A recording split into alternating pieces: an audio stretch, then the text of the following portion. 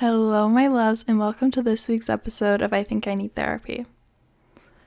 I have been so incredibly happy lately, like literally the best mood ever, just like the happiest, brightest, bubbly person the past few days because it feels like summer outside and it makes me so happy. Today was 20 degrees. That's Celsius. I don't know the conversion for you Americans. Oh, wait. I have a thing in front of me. It's 68. Inside, it's 68 degrees Fahrenheit, so I think it's probably like 72 outside. I don't fucking know. It's 20 degrees Celsius outside, which is my summer temperature. Back at home, it's like 20 is the average for summer. So I'm living it up right now in the sun. And it was so funny because we don't get like any sun here. It's genuinely zero UV for the longest time. But we had like 2 UV the other day at practice and I got sunburnt because my skin has not seen any sun. I was out there for like an hour just in 2 UV and I was sunburnt because I have not seen any sun in so long and felt any UV. So that was funny. But yeah, I'm just so happy. This weather makes me so happy. I'm such a summer beach type of vibe person. That's when I'm my happiest, genuinely. But yeah, I just want to share that because I'm like, it's the afternoon right now. I just got done with my practice and it was outside with good friends doing some fun stuff, the stuff that I love and enjoy the most. I want to go into like another athlete type episode today because I was thinking about this at practice. I was like, you know what, literally just 2 weeks ago when we were indoors, I felt like the loneliest person and I was so unhopeful and my passion was gone. I was just like in this bad spot, especially with my sport. And then this week, like at my Saturday practice, I was like, you know what, no, this is why I love my sport. Like this is why I am here. This is why I'm continuing to do track and field because I genuinely love it. Like it brings me so much joy. There's nothing else in this world that brings me as much joy as being outside doing a high jump practice with my teammates. Like I feel like on top of the world. Like I'm not even kidding. I don't know if this sounds cheesy or weird or whatever, but it brings me so much happiness and it's unmatchable. So I was just reflecting on how just a few weeks ago I felt in this really stuck bad place with my sport, and now this week I just feel like so in love with it and so just on top of the world with it and completely black and white different from how I was feeling before. And you know, it's like that. There's so many ups and downs within sport. Sometimes it feels like you're never gonna get out of this place where you're like, I don't like my sport, this is all shit, like everything's going to shit, and it just feels like you're being suffocated all the time and it just feels like you're never gonna get out of that. And it can feel like that with many other aspects of your life. But then a few days later, or maybe in a few hours or a few weeks, you're like, oh wait, I do love this. This is fun. I am happy. Oh, and for those of you watching the YouTube video, my shoulder, these little purple marks is just, I got cupping done yesterday on my shoulder because I have been throwing javelin just for fun. Just been throwing with one of my teammates is a multi, so she does like in multis indoor you do 5 events all combined in like one day, and then outdoors I think it's 7, you do 7 events over 2 days, 1 or 2 days, 2 days. So, and javelin is part of the multi, so I've been kind of wanting to do it. I was gonna do it this year, but then I got a stress fracture and I have like the most fragile shins, so it was like, okay, well, I guess I'm not gonna do a multi because my body cannot handle even doing my event. So how is it gonna handle doing 7? probably not going to be able to happen. So yeah, I just I've just been throwing because like part of me still wants to do it, and like also it's very technical and I am a nerd for technical stuff. Oh my god, any sport, any activity that involves like really thinking and putting like just practice and is so tedious, like I love that shit. Like, because that's what high jump is. It's 80% mental and just like 20% physical. Like, I mean, most sports are all mental.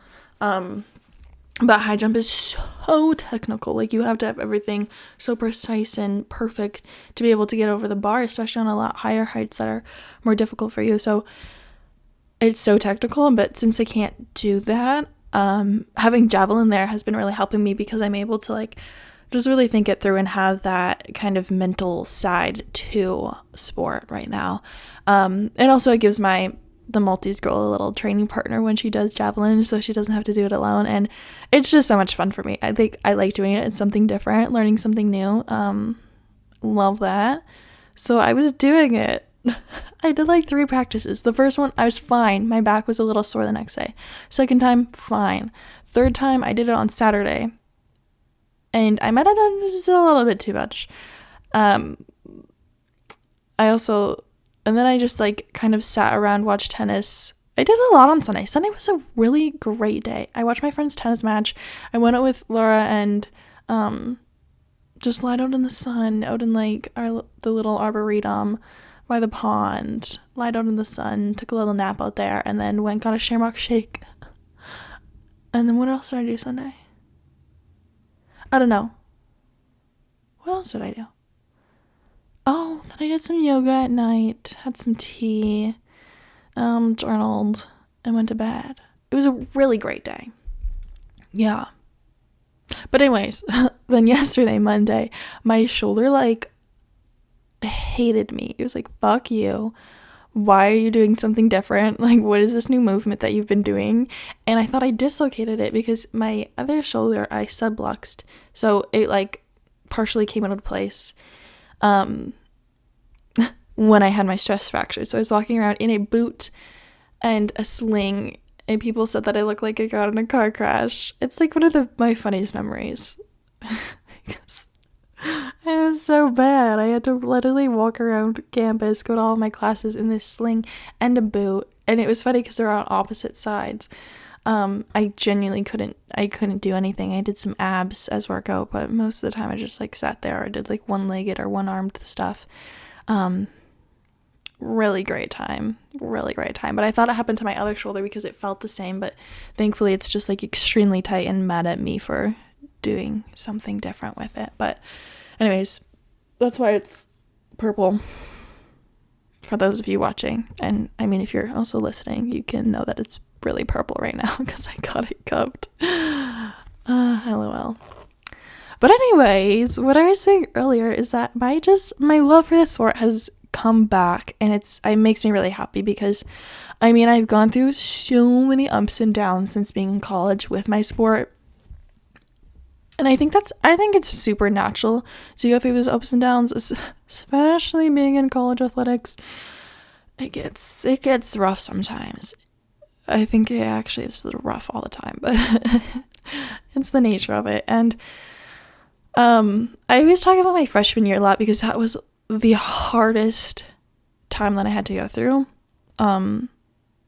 with sports, and it was a whole different mental challenge for me as well. And I completely fell out of love with my sport freshman year. And I went through this when I talked about this previously, how I went through a whole period of burnout and depression. And just during that time, I lost so much hope. I think part of the depression was that I lost so much hope. And why? And okay, when I say I had depression, it's like I just have depressive episodes.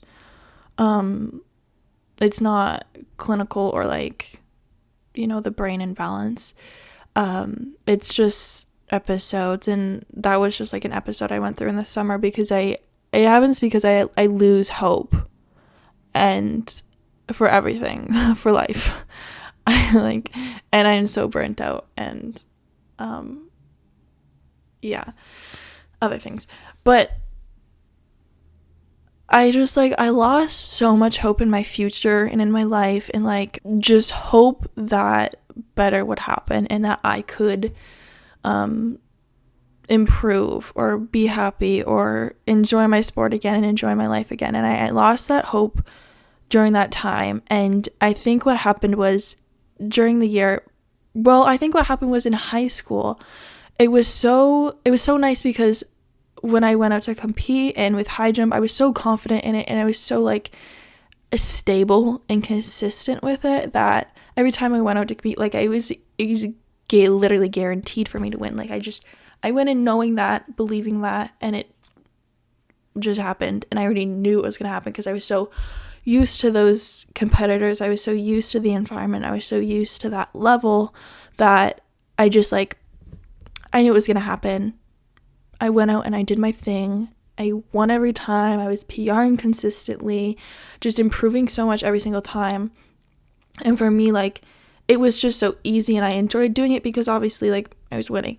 I mean, I also went through moments where I was crying in my car on the way there because I was so nervous of not winning because I kept winning, but there's a whole nother topic. But for the most part, I was just so stable within my sport. But then when I came to high school, when I came to college, when I came to university, it's a whole different level. I also never actually trained for high jump, very rarely. In the summer times I would do more training. Throughout the year I'd train every couple of weeks, mainly just competed, and yeah.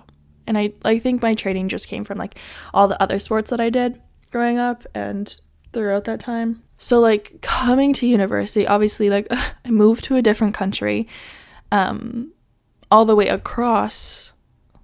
I went from the east all the way to the west, so completely different place where I knew nobody, was so unfamiliar with this whole environment, with this whole place, a whole new school, whole new town. I've literally only lived in the same house my entire life and knew the exact same people my whole entire life, never had to really change schools, anything like that. And so it was a huge transition to college. And then on top of that, with it, transition itself to college, but then on top of that with sport, I'm training with the team now. I'm training consistently, and it's the only sport I'm doing, and it's that on top of school, on top of everything else, is a whole transition and a whole struggle, a whole battle, and just trying to make friends as well. And it was a lot, and I struggled so much in my sport, especially because I was just coming out of an eating disorder.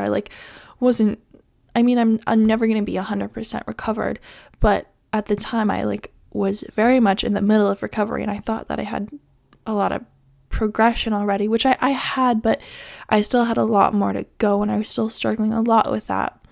So one, I came in with an eating disorder still, and had not done any I was during my recovery, I couldn't do any physical activity, or very minimal physical activity. So there was that. I was taken out of my training for almost a year, and then COVID too on top of that I had before coming to college. So it was my eating disorder, COVID, and everything. I hadn't really done much high jump training or much high jumping or any practicing at all since grade 10, my sophomore year of high school. So I had done a little bit here and there, and I still was trying to do workouts and keep up with it, but still it was completely different. And then I had to come into college with not having those 2 years, to those 2 last years of high school, to really build me up to be ready for that transition. So I just came into school. It was all completely different, and then I struggled in high jump because obviously those reasons, and other stuff too. And I started having shin issues my freshman year. I've literally been dealing with shin splints for so incredibly long. I also had patella tendonitis. I don't even know. It's just called patellar tendonitis. And so I had that coming in to school. So, I mean, I've literally never had a fully healthy body since high school, my freshman year of high school. My body has not been fully healthy. I've always been dealing with some sort of injury or, my brittle bones from the eating disorder. But so I came into school with that. Then my shin issues started, and my jumping just was so off. I mean, I was different training. My body was completely different too. I had to adapt to this new body I had and this new strength and this new power, and that's going to affect the way that I do my approach, and I approach my high jump and my training, literally everything. So it was a huge transition, a lot of adapting to do. Also, different competitors, totally different settings, totally different level, different pressure. My parents aren't there to be there with me and watch me. Different coach that I have to get used to. I have athletic trainers now, then blah, blah, blah, blah, blah. So many different things and different changes. It makes freshman year so incredibly difficult. And I think that's all of that, and not having a good season with my sport just drained me, and I was just struggling so much. And that's why when I went home that summer, I just was I was drained. I was burnt out. I was in the lowest spot I've ever been in, and I just fell out of love with my sport, and I had no passion for it whatsoever, or no drive or no hope for it. And I mean, this can apply to many different areas of life too, where that sometimes happens. I mean, with school, sometimes that happens too, but for me, honestly, just taking a break and taking time off and allowing myself to rest is probably the biggest thing. Obviously doing exercise and doing activity can help with your mental health. It definitely can.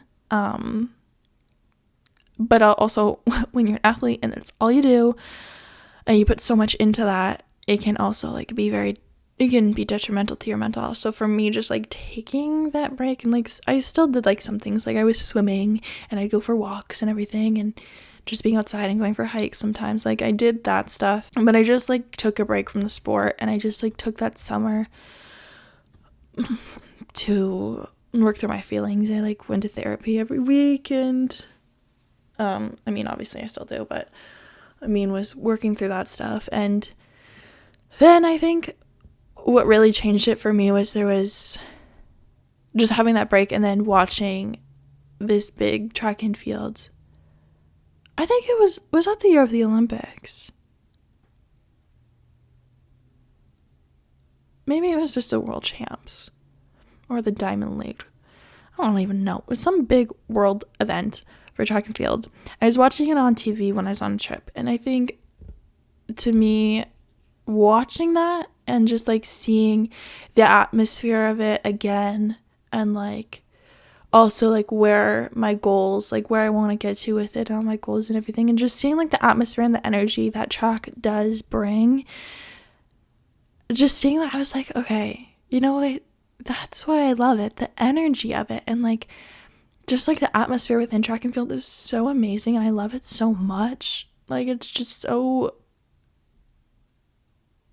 it's so empowering and energizing, and just makes me so happy, okay? And seeing that positive atmosphere and that energizing atmosphere, I was okay, that's why I do it. I actually do enjoy it. And I think that's when I was okay, I love this sport. I do love it. And also going through so many different injuries, that, not really so many different ones, just my shins being so fragile. Going through these shin issues, I kind of lost a lot of hope, where I didn't think that, for so long, the reason why I started doing high jump was, because I was good at it, because I enjoyed it, and it was fun. It was something new. It was something to do, and I was excelling. It was so it was so exciting, because it also happened literally freshman year of high school is when I decided to really do it. and like train for it and to compete in high jump. So freshman year of high school is when I started, and I literally only had 2 years of actual track and field, and then it was COVID, so on and so forth. So in those 2 years, I like went from jumping really low to jumping like 20-30 centimeters higher, and just like excelled so much within that time. And so it was obviously so exciting because I was learning so much, I was doing all these new things, and I was growing so much, and you know, I was PRing all the time and winning so much that it was so exciting and so fun. But then take that away my freshman year of college, where, you know, it's completely different. I'm not PRing all the time. I'm not having all these wins. I'm not, you know, jumping 10 centimeters more in practice, or every month I'm not gaining like 5 more centimeters on my jumps. It's like, okay, well, what do I enjoy about it now? And finding the other aspects of it that I do enjoy that are make me love it and that excite me, because you know that success and that fulfillment is not always going to be there. And that's like, I mean, with sports, like that's the thing we chase the most. Like that's the one thing where that's what we're striving for. That's literally, I think, why most of us do it, is for that feeling of fulfillment, that feeling of success, of accomplishment, and just like that excitement and pure joy, and just like, oh my gosh, like those amazing feelings that come when you like get that success, or you get that new like personal best, or I don't know, that win or whatever, just like some sort of accomplishment. Getting that accomplishment, that thing, that goal that you've been striving for, and that feeling of accomplishing it in sport is just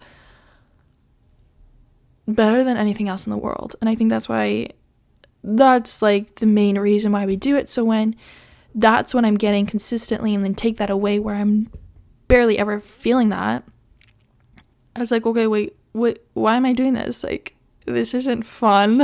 I'm just failing all the time. My body hurts all the time. I feel like shit. I'm just pushing my body constantly. I look completely different. At one point, I just was not happy with my body at all. I was miserable. It was just like so hard, and competing, I was just like, wasn't even excited for competing. I was so nervous, and it was bad. But when I took that break and I took that step back from track for the summer, and when I say I took a break, it was just like, yeah, I went home from the summer and I took a few, like 3 weeks, a month or so. Like I went and trained with my coach back at home, and the training was bad. I was depressed. Yeah, it was really bad spot mentally. Physically, also not that great.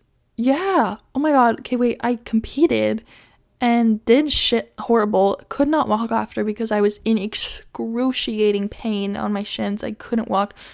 Most likely had a stress fracture that was just never diagnosed.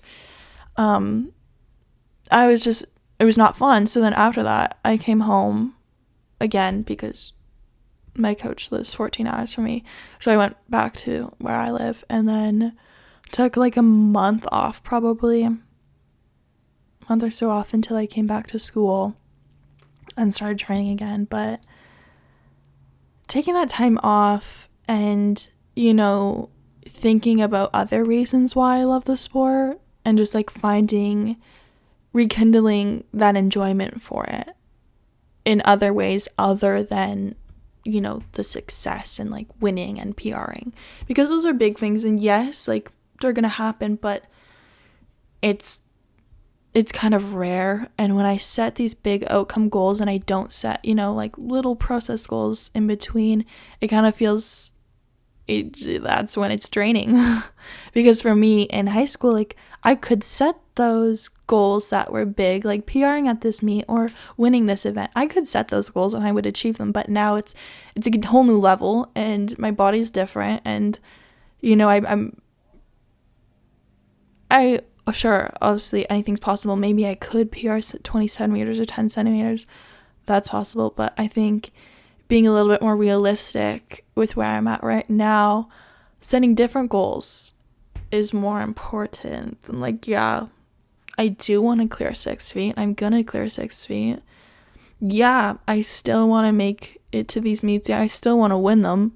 I'm still competitive. I still have that drive. I still have that motivation. I still want to go to the Olympics. Like, yeah, those big outcome goals are still there. Obviously, I still want that. I love the sport. I still want that. I still want that feeling. I'm still striving for that feeling of accomplishment. But I think also making little goals for myself, like right now with the recovery through my injury, through the stress fracture that I have, like looking back and saying, okay, like this week I want to be able to sprint this much, or this week I want to do this, like this high of box jumps, or, you know, start to like actually jump over a bar or whatever, and having these little goals and, you know what, achieving them and feeling that success and knowing that I have come really far and I am achieving and accomplishing things, and I'm getting closer to those big outcome goals. And each week and each day setting different goals for myself within the sport helps so much. And like, even if it's not within sport, I also like set different goals for my day. So getting this project done, getting this assignment done, or going out and running this errand, like just getting stuff done and being able to check that off my list, like that sense of accomplishment brings me, you know, brings me more happiness, and like brings me more fulfillment and more hope, because I get that little rush of adrenaline when that happens. And when I can achieve these little goals and have that little rush of adrenaline, it keeps me going so I can get to those bigger goals, and so I can like have more hope and have more enjoyment and still love more my sport, because I'm still seeing my growth and I'm acknowledging my growth and everything like that. So that's what's helped me a lot, is just those small like process goals and little daily goals or weekly goals and everything, like just setting goals for different time periods is super helpful. And I think, like I said, a few weeks ago, I was struggling so much with my sport and that passion. And, you know, I had to go, I called my old coach from home and just talked to him, and he really helped me out and just was like, here's my advice. And he just gave me some little things to do and just told me that he's there for me and he cares for me so much, and he knows that I have it within me to jump even higher, that I am capable of achieving my goals and stuff. And he believes within me. He believes, yeah, he has belief within me. Is that right? I don't know. But he has that belief for me. Okay, I'm gonna stop saying that, but you know what I mean. Just hearing that also helped me. Just knowing that, like, okay, he believes in me, and I actually still do have belief in myself, and it's more important that I enjoy it over anything else. So finding that enjoyment again, and talking with him, and I think also talking with my coach here, and just figuring out how we can incorporate different stuff for me, because at that point I was genuinely just biking all the time and doing the exact same workouts, and I was doing nothing the same as my teammates, or barely seeing my teammates at practice. And so just talking with him, and now that I've progressed a little bit more with my injury too, I can do more, and I'm with the team more, and I'm not just biking all the time. I could actually be out on the track, and I think that is helped a lot, just talking to him about that and incorporating more things into my workouts, and more things that are a little bit more sport related as well, have helped me to like find more enjoyment in the sport and in my practices too, and find that love again, because it's above all you need. You need to love what you do, or else you're just gonna drive yourself insane, because if you don't love it, then like literally why are you doing it? Why are you putting yourself through that misery? Because at some point you might love it again. Why wait for that point? Why wait to love it again? And why not find it right now? Why not look and reflect right now on it and see like how much you do enjoy, or what you can enjoy out of it, or how you can love it? Find that passion again. I think it's also looking at like why you started, and how when you started, your reason for that, and how much you did love it when you started and how much you did enjoy it when you started. If you were a kid, like, think about that little you. Think about your childhood self, like, all their aspirations, all the hope that they had, all the dreams that they had, and how much passion they had. Think about that, and think about how you are living those dreams right now. You are making them proud right now. You're making your younger self proud. I love thinking about that, and that's something that I feel like we need to reflect on more often, is how we have come so far. Literally, when I was in high school, this was never something that was a possibility. Like, in elementary school, like, I would have never dreamed of myself being where I am. It was just never an option. But then, my dad helped me out so much with, like, putting me into competitions and helping me grow more in my sport. And then I was like, wait, this is, I want to go to school in the States. I want to compete at the NCAA, like, Division I level. I want to, see how far I can actually go with this. I want to go to the Olympics. Like, all these big dreams and goals like started coming into my brain, and I started having all these like huge dreams and goals, and was so hopeful and just so excited for myself. And like, I've achieved those goals. I mean, like, not the Olympics yet, but like, I've achieved these goals of coming to the States and going to school, being a D1 athlete, like competing in the NCAA. Like, I have achieved that, and that in itself is such an accomplishment. And I am making my younger self proud by being here and still doing sport. Like, well, I don't know, when I was 5, I wanted to be a teacher. I didn't know I wanted to be an athlete. When I was 10, I wanted to be, I don't even know what I wanted to be. An astronaut? Who knows? I didn't know I wanted to be an athlete until I started to do high jump in high school. Then I knew. And now I don't even know if I want to do it for the rest of my life. Well, yeah, I do. But not like highly competitively, I don't think. I mean, we'll see where it takes me, but yeah. I think it is so important to reflect on how far we've actually come. Yeah. I think that's a good little brain dump for you guys. It's so funny. I was planning on filming this episode today, but I was gonna do it on more performance anxiety and like competition and how to be more confident and deal with that anxiety that comes with competition.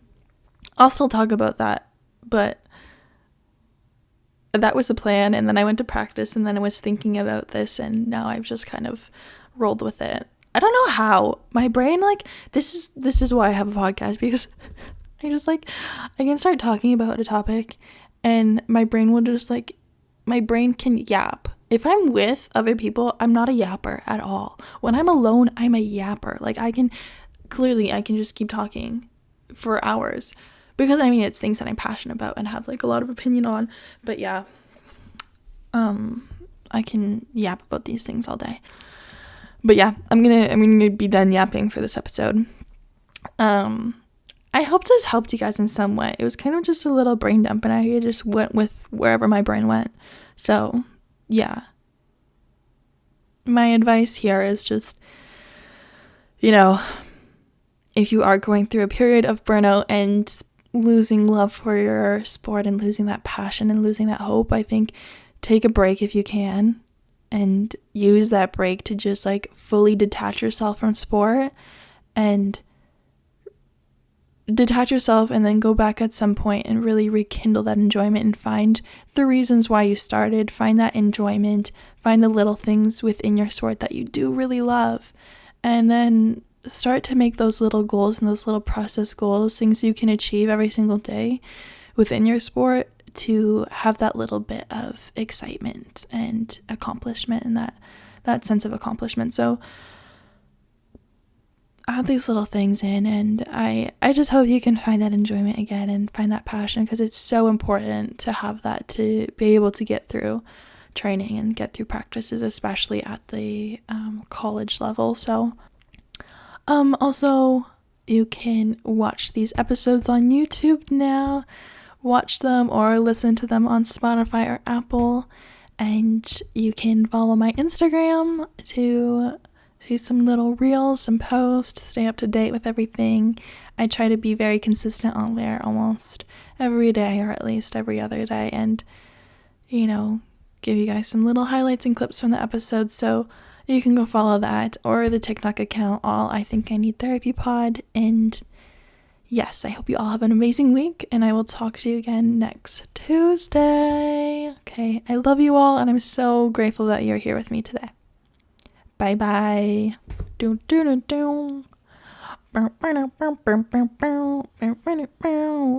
Yeah. Bye bye bye bye bye.